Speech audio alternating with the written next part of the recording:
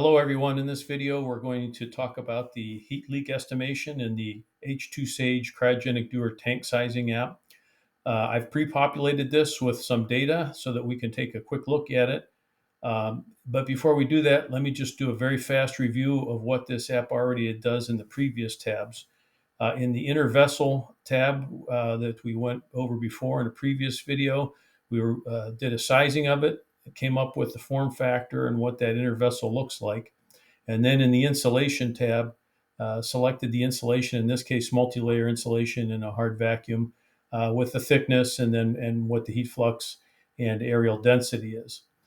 So this last tab, now we're going to be looking at the heat leak. I'm going to close this out. This is, again, the saturation curve, in this case for perhydrogen, the fluid we're working with. I'll just point out real quickly, I moved a few things over to this three-dot menu up here at the top right. A couple of things to point out. You can now report a bug if there's an issue or an error. It sends an email. And then in the About selection, I wanted to point out this is where you can get a link to more details about H2 Sage app, as well as lots of other resources on this site, as well as sign up for updates about the app. I've also included a couple of useful links here, unit converters to convert to anything other units into the units that this app uses, as well as some NIST cryogenic resources. So that, again, is all under this three-dot menu. So let's talk a little bit about this heat leak estimation now. The first thing it does is it gives you an estimate now of the insulation heat leak that's coming in that we already designed in the previous tab.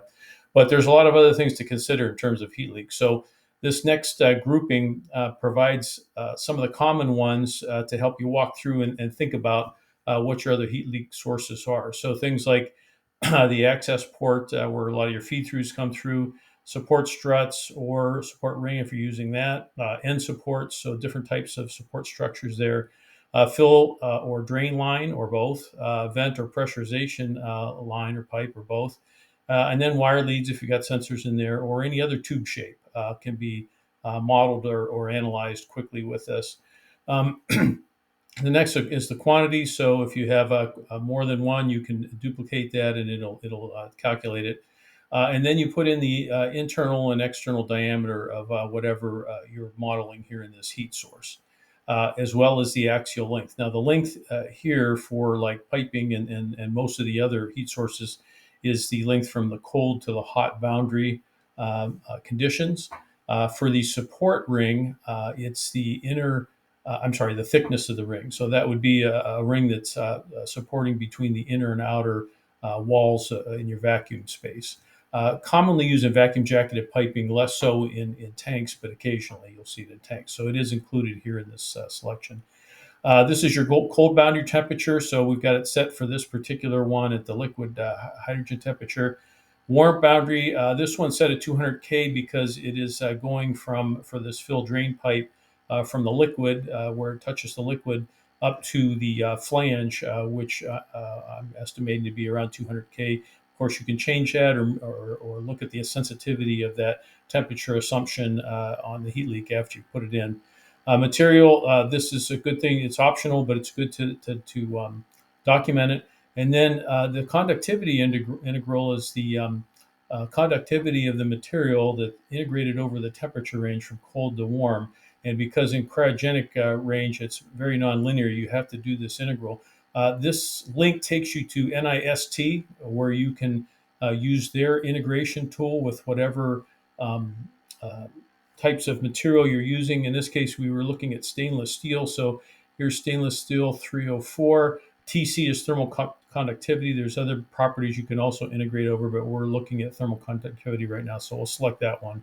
And you just put in your values. I think we were looking at 23 and 200. So 23 is the minimum, 200 is the maximum. So that's a temperature range you're integrating over. If you'd hit calculate plot, it gives you this integrated conductivity or your thermal conductivity integral. So 1607, that's what we've got plugged in here at this conductivity integral. I'll show you at the bottom. There's also a table that you can use if you're trying to look at different materials quickly without having to look them up. This series resistance is for contact resistances or mounting structures or other things that would add resistance to that conduction path.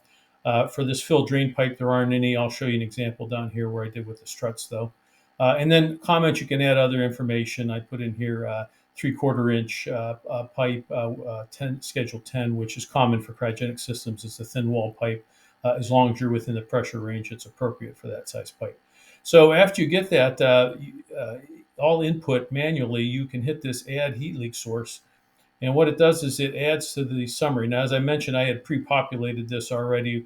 The installation is automatically dropped in there, and then this was some of the ones I pre-populated to kind of show a standard doer with some of the basic heat leak sources that you'd have.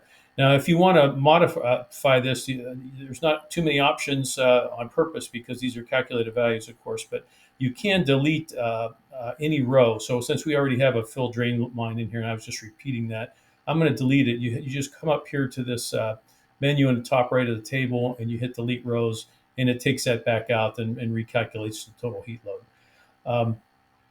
And then, so with that, once you've got all of your heat leak summary set up the way you want, you can also, by the way, download this into a CSV file, which can be opened up in a spreadsheet so that you can save the information or manipulate it further if you want to on a spreadsheet.